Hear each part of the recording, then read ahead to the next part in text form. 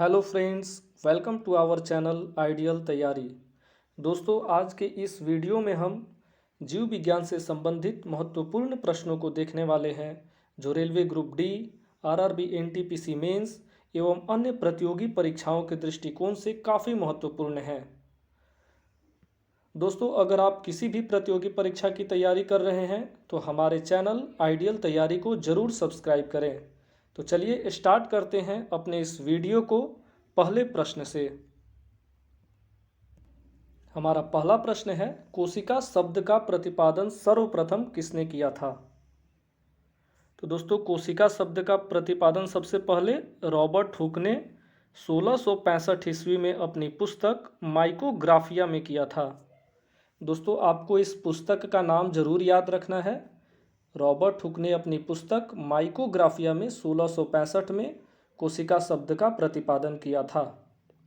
अगर दोस्तों क्वेश्चन पूछता है कि कोशिका की खोज सबसे पहले किसने की थी, तो इसका आंसर भी दोस्तों रॉबर्ट हुक होगा, क्योंकि रॉबर्ट हुक ने ही सबसे पहले कोशिका को देखा और उसका नामकरण किया। दोस्तों, कोशिका जो होती है वो हमारे जीवन की सबसे छोटी कार्यात्मक और संरचनात्मक इकाई होती है।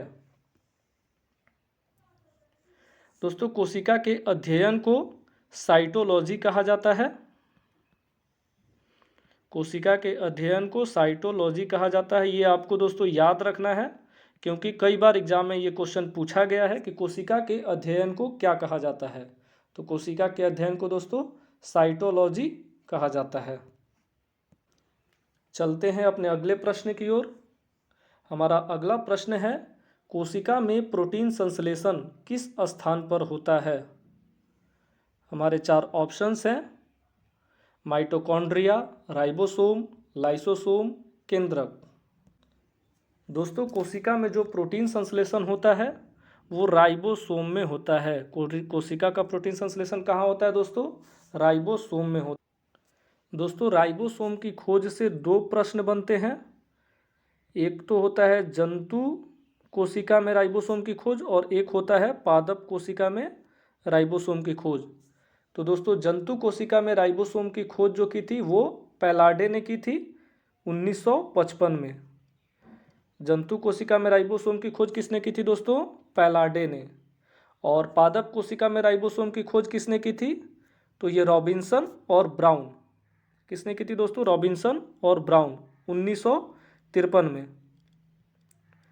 अगर दोस्तों प्रश्न ये पूछता है कि राइबोसोम की खोज सबसे पहले किसने की थी, तो ये दोस्तों होगा रॉबिन्सन और ब्राउन, क्योंकि इन्होंने 1953 में पादप में राइबोसोम की खोज की थी।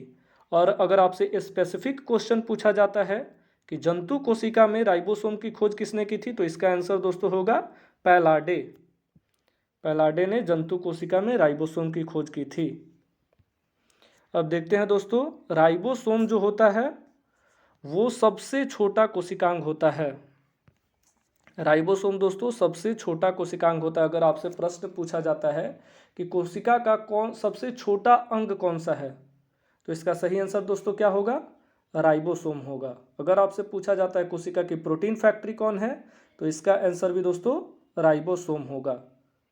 अगर आपसे सबसे बड़ी कोशिकांग पूछा जाता है तो ये होता है दोस्तों क्लोरोप्लास्ट, हरित लवक। हरित लवक दोस्तों सबसे बड़ा कोशिकांग होता है। ठीक है दोस्तों, तो चलते हैं अपने अगले प्रश्न की ओर। हमारा प्रश्न है, कोशिका का पावर हाउस किसे कहा जाता है? कोशिका का पावर हाउस किसे कहा? तो दोस्तों, माइटोकॉन्ड्रिया को कोशिका का पावर हाउस कहा जाता है। माइटोकॉन्ड्रिया को कोशिका का पावर हाउस कहा जाता है, क्योंकि श्वसन की जो प्रक्रिया होती है वो अधिकांश माइटोकॉन्ड्रिया में होती है। दोस्तों, श्वसन की प्रक्रिया स्टार्ट जो होती है वो साइटोप्लाज्म यानी कोशिका द्रव्य में होती है, और उसका अधिकांश भाग जो है वो माइटोकॉन्ड्रिया में संपन्न होता है। इसलिए सबसे अधिक ऊर्जा जो है माइटोकॉन्ड्रिया से ही प्राप्त होती है। इसलिए कोशिका का पावर हाउस दोस्तों किसको कहा जाता है? माइटोकॉन्ड्रिया को कहा जाता है। दोस्तों, माइटोकॉन्ड्रिया की खोज किसने की थी? तो इसका सही आंसर है दोस्तों अल्टमैन। अल्टमैन ने दोस्तों माइटोकॉन्ड्रिया की खोज की थी। और इसका नामकरण किसने किया था? तो दोस्तों इसका आंसर बेंडा होगा।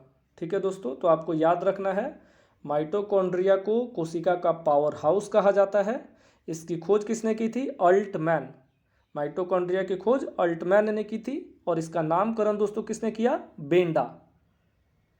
कोशिका का नाम माइटोकॉन्ड्रिया का नामकरण कौन किया? बेंडा।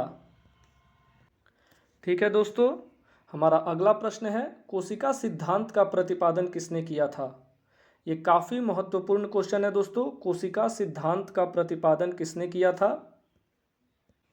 तो दोस्तों कोशिका की खोज और कोशिका सिद्धांत का प्रतिपादन दोनों अलग अलग प्रश्न हैं। तो कोशिका सिद्धांत का प्रतिपादन दोस्तों किया था स्लाइडेन और स्वान ने। स्लाइडेन और स्वान ने दोस्तों 1838-39 में कोशिका सिद्धांत का प्रतिपादन जो है स्लाइडेन और स्वान ने 1838-39 में किया था।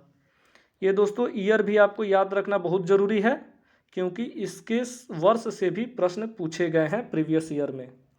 तो कोशिका सिद्धांत का प्रतिपादन स्लाइडेन और स्वान ने 1838-39 में किया था, जिसमें उन्होंने बताया था कि प्रत्येक जीव जो होता है वो एक कोशिका से बना होता है और बहुत सारे कोशिकाएं जो मिलकर कार्य करती हैं तो जीवन का निर्माण होता है।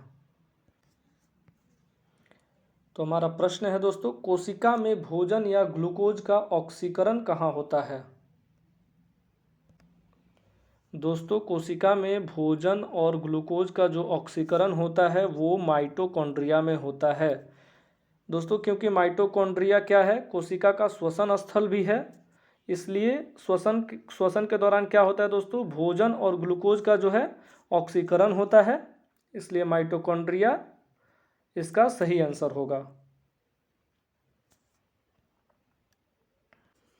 दोस्तों माइटोकॉन्ड्रिया जो है वो कार्बोहाइड्रेट को एटीपी में बदलता है। ठीक है दोस्तों, किस में बदलता है? कार्बोहाइड्रेट को एटीपी में बदलता है।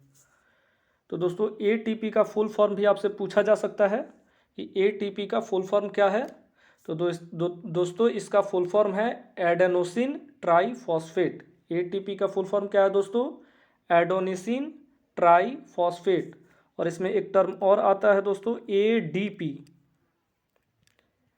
तो ये क्या हो जाएगा दोस्तों? डी से हो जाएगा डाई, एडेनोसिन डाईफॉस्फेट। टी से ट्राईफॉस्फेट और डी से हो जाएगा दोस्तों डाईफॉस्फेट।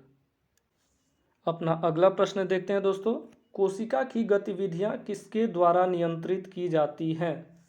कोशिका की गतिविधियां किसके द्वारा दोस्तों ये प्रश्न भी काफ़ी महत्वपूर्ण है कि कोशिका की गतिविधियां किसके द्वारा नियंत्रित की जाती है। दोस्तों ये की जाती है न्यूक्लियस यानी केंद्रक के द्वारा। दोस्तों कोशिका की जितनी भी कोशिका के अंदर जो भी क्रियाएं होती हैं, जो भी गतिविधियां होती है, उसको कौन नियंत्रित करता है? केंद्रक नियंत्रित करता है। तो दोस्तों केंद्रक की खोज किसने की थी? केंद्रक की खोज की थी रॉबर्ट ब्राउन। ठीक है दोस्तों, रॉबर्ट हुक और रॉबर्ट ब्राउन में कंफ्यूज नहीं होना है। रॉबर्ट हुक ने कोशिका शब्द का नामकरण किया था और रॉबर्ट ब्राउन ने दोस्तों कोशिका के अंदर केंद्रक की खोज की थी। ठीक है दोस्तों, केंद्रक को दोस्तों कोशिका का मस्तिष्क भी कहा जाता है, ये आपको याद रखना है। केंद्रक जो होता है वो कोशिका का मस्तिष्क होता है, जो कोशिका में होने वाली सारी गतिविधियों का नियंत्रण करता है। हमारा अगला प्रश्न है, कोशिका का श्वसन स्थल किसे कहा जाता है? कोशिका का श्वसन स्थल किसे कहा जाता है? तो दोस्तों हम पहले ही बात कर चुके हैं कि माइटोकॉन्ड्रिया जो होता है वो कोशिका का श्वसन स्थल होता है और माइटोकॉन्ड्रिया ही कोशिका की क्या होता है दोस्तों? कोशिका का ऊर्जा गृह भी होता है, क्योंकि इसमें श्वसन होता है और ऊर्जा विमुक्त होती है। तो माइटोकॉन्ड्रिया कोशिका का ऊर्जा गृह भी है, श्वसन स्थल भी है। तो राइबोसोम क्या है दोस्तों? राइबोसोम जो है वो प्रोटीन फैक्ट्री है। राइबोसोम क्या है? प्रोटीन फैक्ट्री है। और माइटोकॉन्ड्रिया क्या है? पावर हाउस है। माइटोकॉन्ड्रिया क्या है? पावर हाउस है, श्वसन स्थल है, शक्ति गृह है। ठीक है दोस्तों, अब अगला प्रश्न देखते हैं, कवक की कोशिका भित्ति किसकी बनी होती है। दोस्तों ये क्वेश्चन काफ़ी महत्वपूर्ण है, प्रीवियस ईयर में ये कई बार पूछा गया है इस क्वेश्चन को। कवक की कोशिका भित्ति जो होती है वो किसकी बनी होती है। 4 ऑप्शंस है, हीमोग्लोबिन, लिग्निन, काइटिन, सेल्यूलोज। दोस्तों कवक की कोशिका भित्ति बनी होती है काइटिन की। ठीक है दोस्तों, कवक की कोशिका भित्ति किसकी बनी होती है, काइटिन। इसी में एक क्वेश्चन ये भी पूछा जाता है दोस्तों कि जीवाणु की कोशिका भित्ति किसकी बनी होती है। तो जीवाणु की कोशिका भित्ति बनी होती है पेप्टिडोग्लिकेन। किसकी बनी होती है दोस्तों, पेप्टिडोग्लिकेन। दोस्तों आप इसको नोट भी करते चलिएगा क्योंकि बाद में आप इसको फिर भूल जाएंगे। ये आपके एग्जाम के लिए दोस्तों काफ़ी इंपॉर्टेंट है। तो कवक की कोशिका भित्ति बनी होती है काइटिन की और जीवाणु की कोशिका भित्ति किसकी बनी होती है, पेप्टिडोग्लिकेन। पेप्टिडोग्लिकेन की बनी होती है जीवाणु की कोशिका। हमारा अगला प्रश्न है दोस्तों, मानव शरीर की सबसे बड़ी कोशिका कौन सी है। 4 ऑप्शन हैं, प्लीहा, यकृत, तंत्रिका तंत्र, ओवम। तो दोस्तों मानव शरीर की सबसे बड़ी कोशिका जो होती है ये वोम होती है दोस्तों। ये महिलाओं में रिप्रोडक्शन सिस्टम का एक भाग होता है दोस्तों और ये सबसे बड़ी कोशिका होती है। आपको दोस्तों बड़ी कोशिका और लंबी कोशिका में कंफ्यूज नहीं होना है क्योंकि कई बार प्रश्न पूछा जाता है मानव शरीर की सबसे लंबी कोशिका कौन सी है। तो दोस्तों ये होता है हमारा तंत्रिका तंत्र। लेकिन अगर मानव शरीर की सबसे बड़ी कोशिका आपसे पूछा जाए तो इसका सही आंसर दोस्तों क्या होगा, ओवम होगा। ठीक है दोस्तों, अब चलते हैं हम अपने अगले प्रश्न की ओर। तो प्रश्न है, कोशिका का यातायात प्रबंधक किसे कहा जाता है। कोशिका का यातायात प्रबंधक किसे कहा जाता है। तो दोस्तों कोशिका का यातायात प्रबंधक जो है वो गोल्जी काय को कहा जाता है। गोल्जी काय को क्या कहा जाता है दोस्तों, कोशिका का यातायात प्रबंधक। दोस्तों इसकी खोज जो थी वो कैमिलो गोल्जी ने की थी जो एक इटालियन वैज्ञानिक थे। गोल्जी काय की खोज किसने की थी दोस्तों, कैमिलो गोल्जी। ये एक इटालियन वैज्ञानिक थे। दोस्तों आपको एक और महत्वपूर्ण चीज़ याद रखना है गोल्जी काय के बारे में कि गोल्जी काय दोस्तों लाइसोसोम और कोशिका भित्ति के निर्माण में सबसे महत्वपूर्ण होता है। यानी अगर आपसे प्रश्न पूछा जाए कि कोशिका भित्ति का निर्माण में कौन सहायक है या लाइसोसोम का निर्माण कौन करता है तो दोस्तों इसका आंसर भी क्या होगा, गोल्जी काय ही होगा। ठीक है दोस्तों, तो गोल्जी काय को कोशिका का यातायात प्रबंधक कहा जाता है और ये लाइसोसोम तथा कोशिका भित्ति के निर्माण में सहायक होता है। और इसकी खोज किसने की थी दोस्तों, इटली के वैज्ञानिक कैमिली गोल्जी ने। ये सारे फैक्ट्स दोस्तों आपको याद रखने हैं, इसको आप नोट्स कर लीजिएगा क्योंकि ये काफ़ी महत्वपूर्ण है। हमारा अगला प्रश्न है दोस्तों, मानव शरीर की सबसे लंबी कोशिका कौन सी है। मानव शरीर की सबसे लंबी कोशिका कौन सी है। तो दोस्तों हमने पिछले क्वेश्चन में देखा था कि मानव शरीर की सबसे लंबी कोशिका जो है वो तंत्रिका तंत्र है। मानव शरीर की सबसे लंबी कोशिका जो है तंत्रिका तंत्र है। और अगर दोस्तों आपसे पूछा जाए मानव शरीर की सबसे बड़ी कोशिका तो जैसा हमने पिछले प्रश्न में बताया था ओवम जो है दोस्तों मानव शरीर की सबसे बड़ी कोशिका होती है। क्या होती है दोस्तों, ओवम। और सबसे लंबी कोशिका क्या होती है दोस्तों, तंत्रिका तंत्र। चलते हैं अपने अगले प्रश्न की ओर। कोशिका में सर्वाधिक पाया जाने वाला पदार्थ क्या है। कोशिका में सर्वाधिक पाया जाने वाला पदार्थ क्या है। हमारे 4 ऑप्शंस है, कार्बोहाइड्रेट, वसा, प्रोटीन, न्यूक्लिक अम्ल।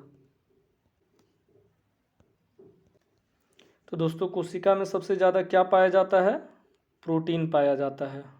ठीक है दोस्तों, ये आपको याद रखना है कि कोशिका में सबसे अधिक प्रोटीन पाया जाता है और ये प्रोटीन ही दोस्तों कोशिका के निर्माण में सहायक होता है। यानी प्रोटीन से ही कोशिका का निर्माण होता है। अगर आपसे ये भी प्रश्न पूछा जाए कि कोशिका के निर्माण में सबसे महत्वपूर्ण योगदान किसका होता है तो दोस्तों किसका होता है, प्रोटीन का होता है।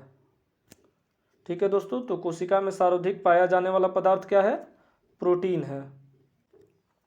अगला प्रश्न देखते हैं, पादप कोशिका भित्ति किसकी बनी होती है? पादप कोशिका भित्ति किसकी बनी होती है? दोस्तों हमारे चार ऑप्शंस हैं, कार्बोहाइड्रेट, काइटिन, प्रोटीन, सेल्यूलोज और पेक्टिन। तो दोस्तों पादप कोशिका भित्ति जो होती है वो सेल्यूलोज और पेक्टिन की बनी होती है। कभी कभी ऑप्शन में केवल सेल्यूलोज दिया रहता है, तो दोस्तों सेल्यूलोज इसका आंसर होगा, और पेक्टिन भी साथ में दिया होगा तो सेल्यूलोज और पेक्टिन इसका सही आंसर होगा।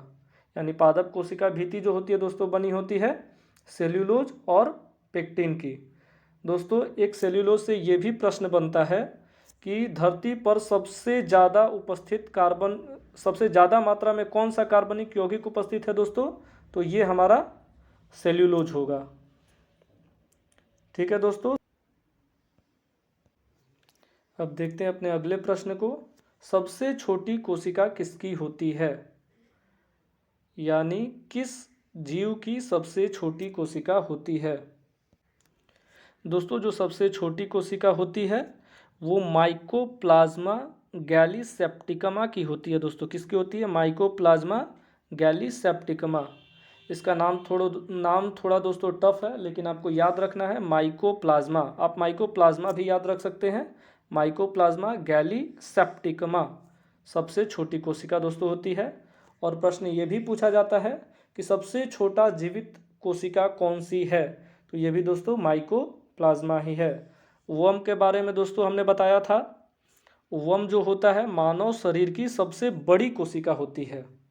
मानव शरीर की सबसे बड़ी कोशिका वर्म होती है। और तंत्रिका तंत्र दोस्तों मानव शरीर ही नहीं सर दोस्तों, तंत्रिका तंत्र जो होती है वो सबसे लंबी कोशिका होती है।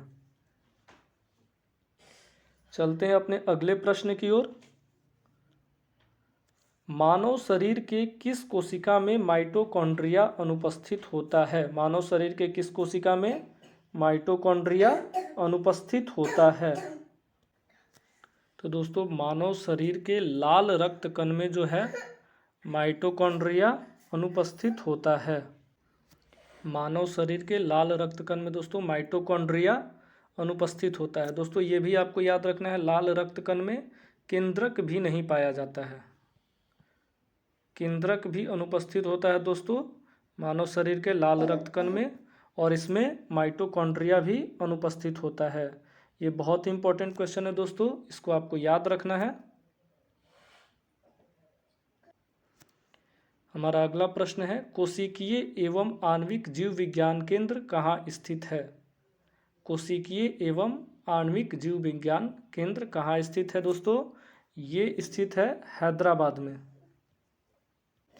दोस्तों हैदराबाद में स्थित है ये केंद्र। ये भी क्वेश्चन दोस्तों काफ़ी इम्पोर्टेंट है, कई बार एग्जाम में पूछा जा चुका है।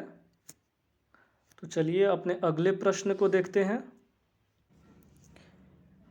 निम्नलिखित पोषकों में, दोस्तों यहाँ टाइपिंग एरर है, ये पोषक है, पोषक तत्व। निम्नलिखित पोषक तत्वों में कौन सा एक पौधों की कोशिका भित्ति का एक संरचनात्मक घटक है? यानी दोस्तों कोशिका भित्ति में कौन सा एक तत्व पाया जाता है ये आपको बताना है। दोस्तों इसका सही आंसर जो है वो कैल्शियम होगा। कैल्शियम जो है जो दोस्तों ये कोशिका भित्ति के संरचना के लिए आवश्यक होता है। तो आप लोग इसको याद रखेंगे, कोशिका भित्ति का एक संरचनात्मक घटक कौन है? तो ये दोस्तों कैल्शियम है। ये कोशिका भित्ति के संरचना के लिए दोस्तों आवश्यक होता है। तो अपना अगला प्रश्न देखते हैं। जीव द्रव्य शब्द का प्रयोग सर्वप्रथम किसने किया था? जीव द्रव्य शब्द का प्रयोग सर्वप्रथम किसने किया था? हमारे चार ऑप्शंस हैं, Benda, Hargobind Khorana, Purkinje, Darwin. तो दोस्तों जीव द्रव्य का प्रयोग जो है सर्वप्रथम पुरकिंजे ने किया था। दोस्तों किसने किया था? पुरकिंजे ने जीव द्रव्य का सबसे पहले प्रयोग किया था 1839 में। कब किया था? 1839 में पुरकिंजे ने जीव द्रव्य शब्द का प्रयोग किया था। दोस्तों जो जीव द्रव्य जो होता है दोस्तों यह जीवन का भौतिक आधार होता है। जीव द्रव्य क्या होता है दोस्तों? जीवन का भौतिक आधार। दोस्तों आपसे ये भी प्रश्न पूछा जा सकता है कि किसने जीव द्रव्य को जीवन का भौतिक आधार कहा था? तो दोस्तों हक्सेल,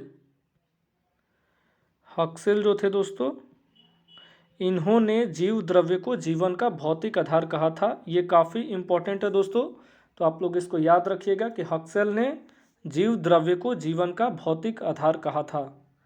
दोस्तों जो जीव द्रव्य होता है ये दो भागों में बटा होता है। एक होता है कोशिका द्रव्य और एक होता है केंद्रक द्रव्य। ठीक है दोस्तों, तो जो केंद्रक द्रव्य होता है वो 4 भागों से मिलकर बना होता है, जिसमें ऑक्सीजन होता है 76%, कार्बन होता है 10.5%, हाइड्रोजन होता है 10% और नाइट्रोजन होता है 2.5%। दोस्तों एक और महत्वपूर्ण क्वेश्चन इससे बनता है, ये आपको याद रखना है।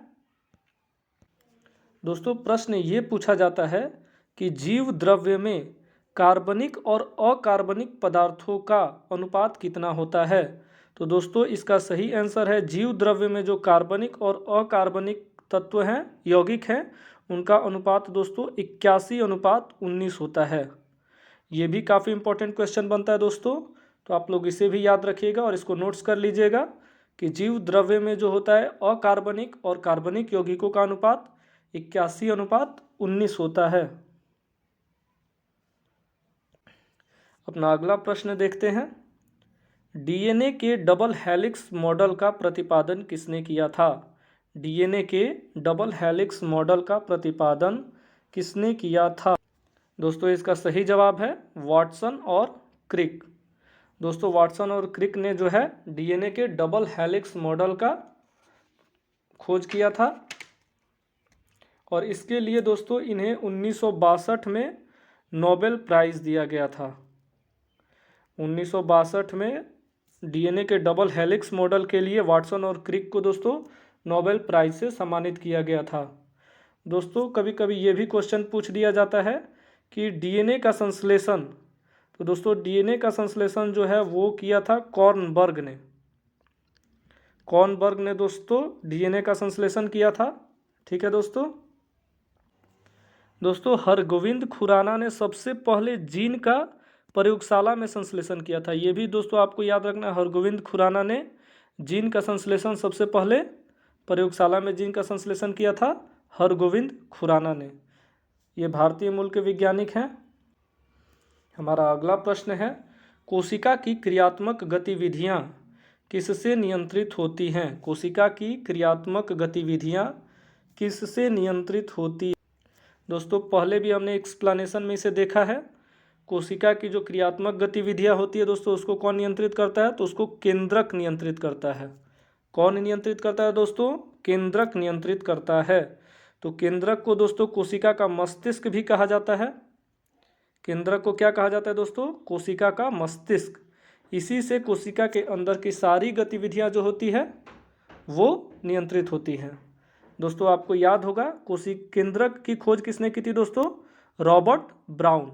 रॉबर्ट ब्राउन ने दोस्तों केंद्रक की खोज की थी। और आपको केंद्रक और केंद्रिका में कंफ्यूज नहीं होना है दोस्तों। केंद्रक के अंदर जो होता है वो केंद्रिका होती है और केंद्रिका की खोज किसने की थी दोस्तों, ये किए थे फोंटाना। ये भी काफ़ी इंपॉर्टेंट है दोस्तों, इसमें आपको कंफ्यूज नहीं होना है। केंद्रिका की खोज किसने की थी, फोंटाना ने, और केंद्रक की खोज किसने की थी, रॉबर्ट ब्राउन ने। तो दोस्तों केंद्रक जो होता है वो कोशिका का मस्तिष्क होता है और सारी क्रियात्मक गतिविधियां जो होती हैं वो केंद्रक द्वारा ही नियंत्रित होती हैं। ठीक है दोस्तों, चलते हैं अपने अगले प्रश्न की ओर। हमारा अगला प्रश्न है, डीएनए में कितने प्रकार के क्षार पाए जाते हैं। यानी डीएनए में कितने प्रकार के क्षार उपस्थित होते हैं। 2 प्रकार के, 5 प्रकार के, 4 प्रकार के, 3 प्रकार के। तो दोस्तों डीएनए में 4 प्रकार के क्षार उपस्थित होते हैं, 4 प्रकार के बेस उपस्थित होते हैं। वो है दोस्तों, एक है एडेनिन, एक है गुआनिन, तीसरा है थाइमीन और चौथा है साइटोनिन। कौन कौन है दोस्तों, एडेनिन, गुआनिन, थाइमीन और साइटोसिन। ये 4 क्षार दोस्तों पाए जाते हैं डीएनए में। अब आपसे दोस्तों ये भी पूछा जाता है कि एडेनिन और थाइमीन के बीच कितने आबंध होते हैं और गुआनिन गुआनिन और साइटोसिन के बीच कितने आबंध होते हैं? तो दोस्तों एडेनिन और थाइमिन के बीच दोस्तों डबल बॉन्ड होता है और गुआनिन और साइटोसिन के बीच दोस्तों ट्रिपल बॉन्ड होता है। ठीक है दोस्तों, और एक प्रश्न ये भी बनता है कि आरएनए में दोस्तों थाइमिन के जगह पे कौन सा क्षार होता है, कौन सा बेस होता है? आरएनए में थाइमिन के स्थान पे कौन सा बेस होता है? तो वो होता है दोस्तों यूरेसिल। ये आपको याद रखना है दोस्तों, थाइमिन के जगह पे होता है यूरेसिल आरएनए में। डीएनए में 4 प्रकार के बेस होते हैं, एडेनिन, गुआनिन, थाइमिन, साइटोसिन, और यही दोस्तों आरएनए में क्या हो जाता है? थाइमिन के जगह पे यूरेसिल आ जाता है दोस्तों। ठीक है दोस्तों, आरएनए थाइमिन के जगह पे यूरेसिल आ जाता है। चलते हैं अगले प्रश्न की ओर। तो हमारा अगला प्रश्न है, पत्तियों का रंग पीला किसकी उपस्थिति के कारण होता है? 4 ऑप्शंस हैं, साइटोकाइनिन, बिटानिन, लाइकोपेन, कैरोटीन। तो दोस्तों पत्तियों का रंग जो पीला होता है वो कैरोटीन की उपस्थिति के कारण होता है, और कैरोटीन के उपस्थिति के कारण ही दोस्तों गाजर का रंग भी लाल होता है, यानी कैरोटीन गाजर में भी उपस्थित होता है, और पत्तियों का रंग पीला जो होता है दोस्तों वो भी कैरोटीन के कारण ही होता है। दोस्तों इसमें 3-4 प्रश्न बनते हैं जो आपको याद रखने हैं। जैसे टमाटर का लाल रंग, तो दोस्तों टमाटर का लाल रंग जो होता है वो लाइकोपेन के कारण होता है। टमाटर का लाल रंग लाइकोपेन, और गाजर का रंग जो होता है दोस्तों कैरोटीन के कारण होता है, और चुकंदर का रंग बिटानिन के कारण होता है। ठीक है दोस्तों, ये चारों प्रश्न आपको याद रखने हैं। तो पत्तियों का पीला रंग किसकी उपस्थिति के कारण होता है? कैरोटीन की उपस्थिति के कारण। अगला क्वेश्चन है, प्रोटीन बनने की अंतिम प्रक्रिया को क्या कहा जाता है? प्रोटीन बनने की अंतिम प्रक्रिया को क्या कहा जाता है? दोस्तों ये प्रश्न काफ़ी महत्वपूर्ण है और कई बार दोस्तों ये पहले एग्जाम में पूछा जा चुका है, और इस क्वेश्चन के आने की संभावना भी दोस्तों ज़्यादा रहती है। तो प्रोटीन बनने की अंतिम प्रक्रिया को दोस्तों ट्रांसलेशन कहा जाता है। प्रोटीन बनने की अंतिम प्रक्रिया को ट्रांसलेशन कहा जाता है। इसको आप लोग दोस्तों याद रखिएगा। हमारा अगला क्वेश्चन है, इनमें से कौन जंतु कोशिकाओं में नहीं पाया जाता है? दोस्तों एग्जाम में आपको इस पे विशेष ध्यान देना है। कभी पूछा जाता है, जैसे कभी नहीं को आदमी इग्नोर कर देता है, तो आपको नहीं पे विशेष फोकस रखना है। तो क्वेश्चन है, प्रोटीन बनने की इनमें से कौन जंतु कोशिकाओं में नहीं पाया जाता है? ठीक है दोस्तों, तो दोस्तों जो कोशिका भीति होती है ये जंतु कोशिकाओं में नहीं पाई जाती है। ये किस में पाई जाती है दोस्तों? ये पादप कोशिकाओं में पाई जाती है, यानी जंतु कोशिकाओं में कोशिका भीति नहीं पाई जाती है। दोस्तों इस प्रकार के और भी प्रश्न पूछे जाते हैं, तो आपको याद रखने हैं कि कौन सी कोशिकांग जो हैं वो जंतु कोशिकाओं में पाए जाते हैं और कौन से कोशिकांग जो है वो पादप कोशिकाओं में पाए जाते हैं। ये प्रश्न काफ़ी महत्वपूर्ण होता है दोस्तों। जैसे जो तारक काय होता है, सेंट्रोसोम जो होता है दोस्तों, वो क्या होता है? वो केवल जंतु कोशिकाओं में पाया जाता है, पादप कोशिकाओं में नहीं पाया जाता है। वैसे ही दोस्तों कोशिका भीति हो गया, रिक्तिकाएँ हो गए, ये दोस्तों क्या होते हैं? ये जंतु कोशिकाओं में नहीं पाए जाते हैं। और कुछ ऐसे कोशिकांग होते हैं दोस्तों जो जंतु कोशिकाओं में भी पाए जाते हैं और पादप कोशिकाओं में भी पाए जाते हैं। दोस्तों इसका एक बार आप लोग रिवीजन बहुत अच्छे से कर लीजिएगा, क्योंकि इससे भी दोस्तों प्रश्न बनते हैं। तो हमारा अंतिम प्रश्न है दोस्तों, कोशिका विभाजन को सर्वप्रथम किसने देखा था? ठीक है दोस्तों, कोशिका विभाजन को सर्वप्रथम किसने देखा था? 4 ऑप्शंस हैं, वीजमैन, वाल्थर फ्लेमिंग, फॉर्मर तथा मूरे, वीरचाउ। हमारा आखिरी क्वेश्चन है, कोशिका विभाजन को सर्वप्रथम किसने देखा? तो दोस्तों ये वीरचाउ ने कोशिका विभाजन को दोस्तों तो इस प्रश्न का सही आंसर है दोस्तों वीरचाउ। इन्होंने कोशिका विभाजन को सबसे पहले देखा था। दोस्तों कोशिका विभाजन से संबंधित और भी प्रश्न हैं जिसको हम अगले वीडियो में देखेंगे या किसी अन्य वीडियो में देखेंगे। ठीक है दोस्तों, और कुछ एडिशनल इन्फॉर्मेशन है दोस्तों कोशिका से संबंधित जो इस सेशन में हम लोग नहीं चर्चा कर पाए हैं, तो उसको हम लोग एक बार देख लेते हैं। तो सबसे पहले हम लोग लाइसोसोम के बारे में दोस्तों चर्चा करते हैं। लाइसोसोम जो होता है उसको कोशिका की आत्महत्या की थैली भी कहा जाता है। ये काफ़ी इंपॉर्टेंट है दोस्तों। तो उसमें क्या पाया जाता है कि उसको आत्महत्या की थैली कहा जाता है। तो दोस्तों लाइसोसोम में हाइड्रोलाइटिक एंजाइम्स पाए जाते हैं। वो कौन सा हाइड्रोलाइटिक एंजाइम है दोस्तों? हाइड्रोनीडेज। हाइड्रोनीडेज जो है हाइड्रोलाइटिक एंजाइम है जो लाइसोसोम में पाया जाता है, जो बाहर से आने वाले अपशिष्ट पदार्थों का भक्षण करता है। इसलिए दोस्तों लाइसोसोम को आत्महत्या की थैली भी कहा जाता है। ठीक है दोस्तों, वीडियो को अंत तक देखने के लिए दोस्तों आप लोगों का बहुत बहुत धन्यवाद। अगर आप प्रतियोगी परीक्षा की तैयारी कर रहे हैं तो आप हमसे ज़रूर जुड़िए, आइडियल तैयारी को ज़रूर सब्सक्राइब कीजिए। ठीक है दोस्तों, धन्यवाद।